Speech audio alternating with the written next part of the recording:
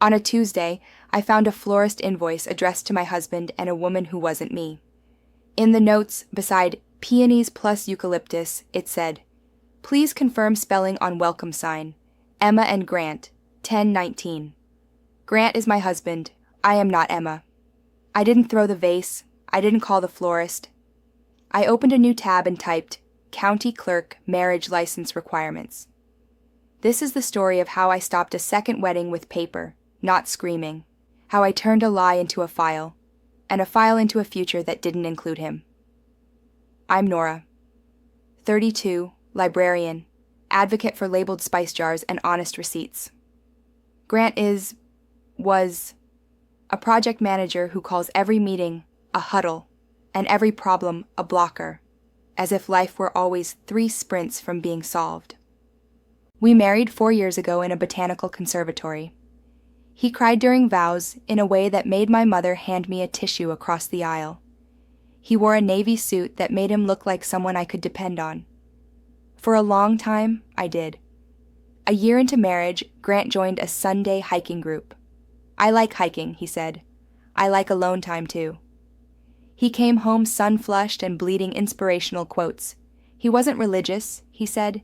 It's just community. He started volunteering Wednesdays at a gear closet for under-resourced hikers. I clapped for altruism the way people do when they want the noise to drown out a small sound inside their chest.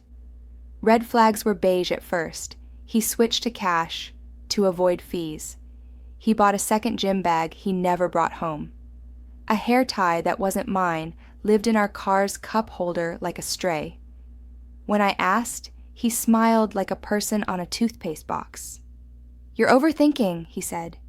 "Come on, babe, we're solid." I wanted to be the kind of partner who trusts. I also wanted to be the kind of person who trusts herself. Those don't always align. Then came Tuesday. The florist. The welcome sign with the wrong woman on it. I did the least dramatic thing possible. I made tea. While it steeped, I made a list labeled, "No, don't know, no." Invoice with Grant's email plus cell. Date, October 19th. Venue name, the Briar House. Don't know. Who is Emma? Is this real? How far along? I looked up the Briar House. It's a refurbished mill 40 minutes away, all exposed beams and fairy lights, Instagram catnip. Their site has a portal for couples. I tried forgot password with Grant's email. He had an account. I did not reset it. No crimes today, thanks. That told me enough. He registered for a wedding portal. I opened our shared calendar. On October 19th, he'd blocked off-site no service. Cute. Under Sunday hiking, I scrolled. There was a note next week. E+G tasting 2 p.m. I checked our credit card. A charge from Sweet Laurel Cakes. Also a charge from Evergreen Rentals, the exact week he lost his wallet. He'd asked to use mine for gas. My card paid for someone else's aisle. I transferred my direct deposit to a new account, changed my PINs, and paused our joint card. Then I emailed myself scans of the florist invoice, rental invoice, and screenshots of his calendar. I archived them in a new folder called Paper.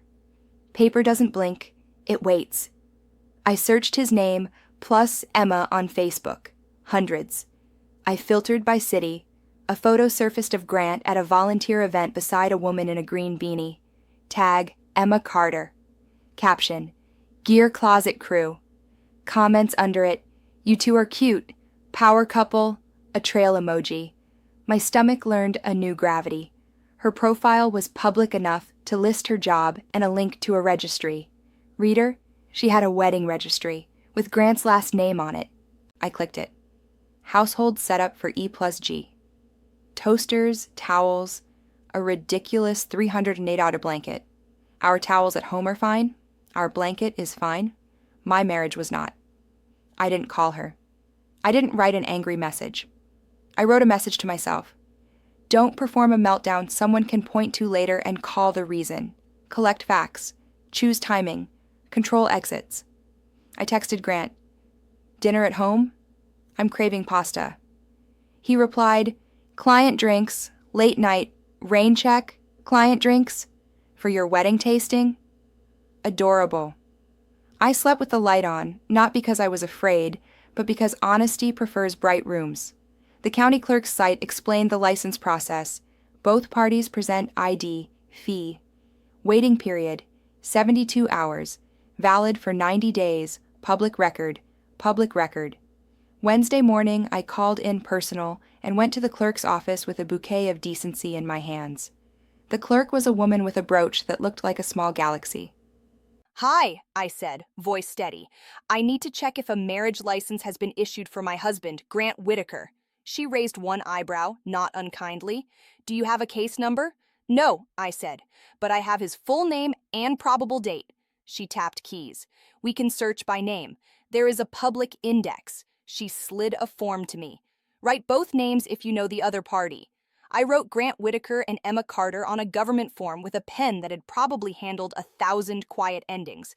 She searched. Her mouth did something small. "There is a license application pending," she said. "Filed 2 weeks ago. Not yet issued." She looked at me, human before bureaucrat. Are you okay?" "I'm in the middle of deciding to be," I said. "What do I need to know?" She printed a page. "There's a 72-hour waiting period. They can pick up the license Friday." The wedding invite listed Saturday the 19th. It all lined up. I asked, not as a wife, but as a civilian, "What happens if someone is already married?" "Bigamy is illegal," she said. "We rely on affidavits under penalty of perjury. If there's credible evidence, we can flag it for review and notify the registrar. It can delay or prevent issuance pending investigation." "Credible evidence," I repeated. I smiled without joy. I brought paper. We filled out a statement of concern. I attached our marriage certificate, copies of invoices, and the link to the registry with his name. I didn't attach emotions. She date-stamped everything and said, "We'll review today." On my way out, a couple held hands at a kiosk, nervous, excited. I stepped outside, and the fall air said, "Begin again," in a language made of dry leaves. Grant and I worked at different companies, but he'd put his Sunday volunteer work on LinkedIn like a personality trait. I found the organization's director email on their website. I drafted a factual note. "Hello, I am Nora Whitaker. My husband, Grant Whitaker, volunteers with your gear closet. I've discovered he's engaged to another woman while still legally married to me. I'm handling this privately. However, if he has represented himself as unmarried on any official forms, you should be aware." The director, Marisol, called me within an hour. "Oh, Nora," she said softly, "I'm so sorry." She confirmed they use simple volunteer forms: name, phone, emergency contact. "There's no marital status box," she said, "but I've noticed boundary stuff, hugging volunteers too long, oversharing. I'll be mindful, and if you need any dates for, you can ask." People imagine revenge as spectacle. Sometimes it's a paper trail and a human who says, "I see this with you. Thursday was tasting day. I dressed like a person whose life wasn't on fire and drove to the venue an hour early." I didn't go inside. I parked across the road and watched a door with a wreath that said "Welcome" in calligraphy, as if font could make promises. At 1:56, Grant pulled in with Emma. She was wearing the green beanie from the photo. They were adorable and wrong. He tucked her hand into his arm like he was good. They went inside. 10 minutes later, a woman from the county clerk's office called me. "Mrs. Whitaker, this is Denise from Vital Records. We've reviewed your submission. Thank you for the documentation. The registrar has flagged the application. It cannot be issued until the matter is resolved. We'll notify both parties." I watched them laugh through the window while somewhere a form put its shoulder against their future and said, "Not yet." I didn't go in. That isn't the movie I wanted to live in. I went home and emailed my lawyer. Yes, I'd hired one between the clerk and the tasting. Librarians know how to research. Her name is Patel, and she speaks like a closing argument. We drafted a separation proposal, division of assets, sale or buyout of the condo, and a clean, quiet timeline. We added one line that made me happier than it should have. "I am not negotiating with a man planning a second wedding." At 4:40, Grant texted, "Running late tonight. Don't wait up. Love you." I replied with a PDF. "Notice of separation discussion. Please review." He didn't reply. He called 20 minutes later. I let it go to voicemail. He left a mess of words. "Babe, what is this? Can we talk? Why are you being dramatic?"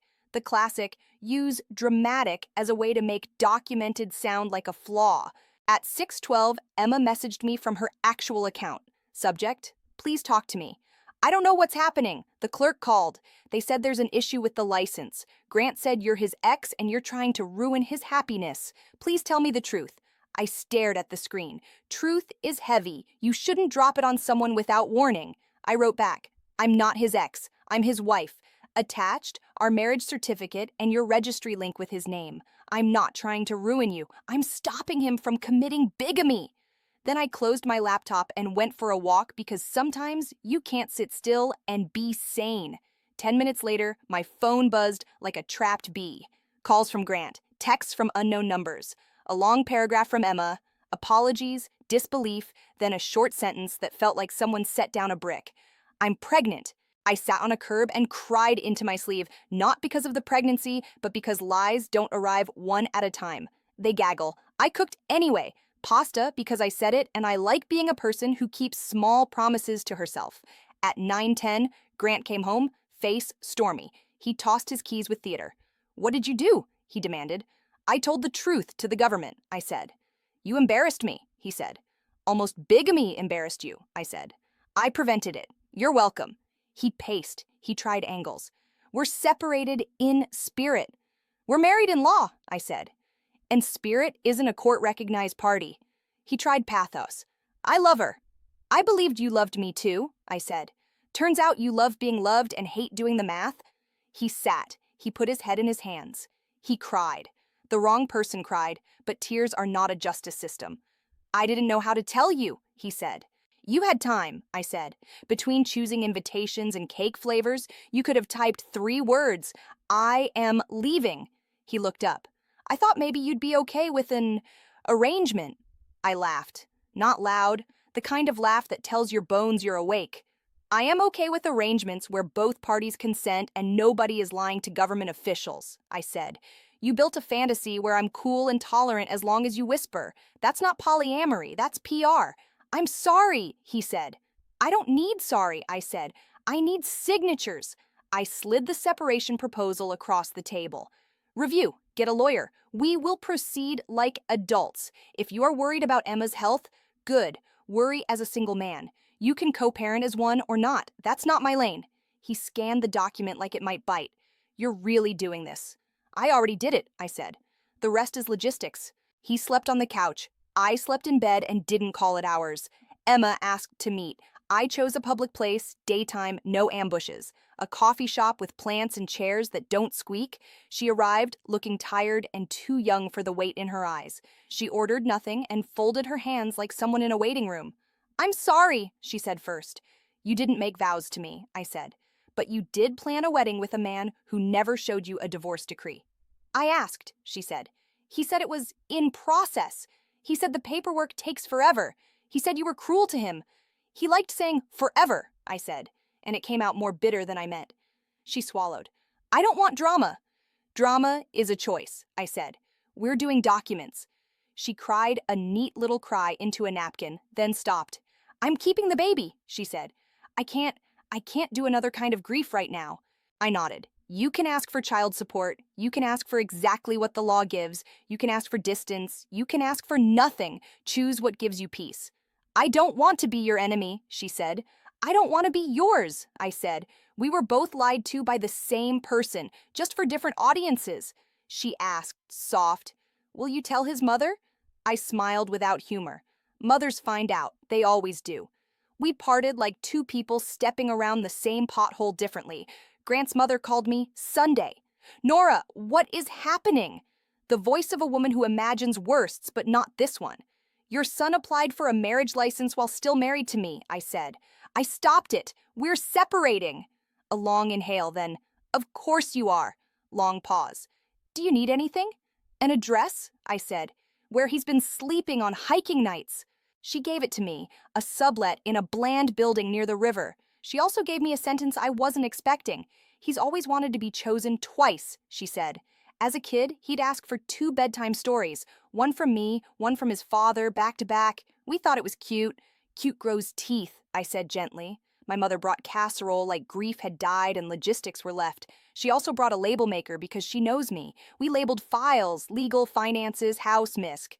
The act of naming is a soft revenge. The registrar formally declined to issue the license pending investigation. They CC'd me because I'd submitted the concern. Grant replied to the clerk with a sentence that belongs in a museum of audacity. We are separated and the divorce is imminent. The clerk asked for a case number. He didn't have one. He CC'd me then, as if I'd vouch. I did not. My lawyer did. Our client has filed for legal separation as of there is no divorce action at this time. Emma canceled the venue. The Briar House contract allowed a partial refund if canceled before 30 days. She lost a chunk. Grant sent a text asking if I'd help cover since this was your doing. I laughed until my ribs hurt and then forwarded the message to my lawyer. She replied on my behalf with a phrase I want on a tote bag. No. We listed the condo.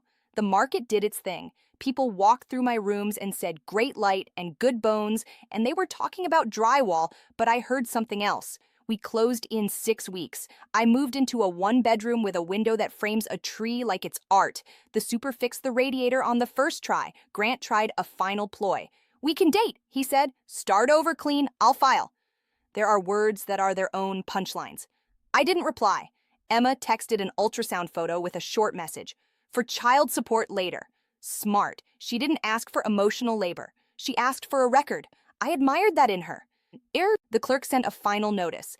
Application denied due to existing marriage. 2 sentences, 2 signatures, a stamp, the sound of a door not opening. I donated the wedding china to a thrift shop where someone will eat celebration cake on it without knowing it once held apologies. I kept the kettle, I kept the spice jars, I kept the label maker. On Sundays, I hike with a group that actually hikes. We bring snacks and stories. If anyone flirts, I say thank you and keep walking. Flirting isn't a deposit on my time. I still get the occasional message from a mutual acquaintance. He's devastated, they say, like that's a reason to reverse gravity. Devastation is a feeling. Paper is a fact. Facts change the outcome. Feelings can change later. Sometimes I think about Emma's green beanie and hope she finds a version of family that isn't built on the edge of someone else's life. Sometimes I think about the florist's comment box and how polite betrayal can look in cursive.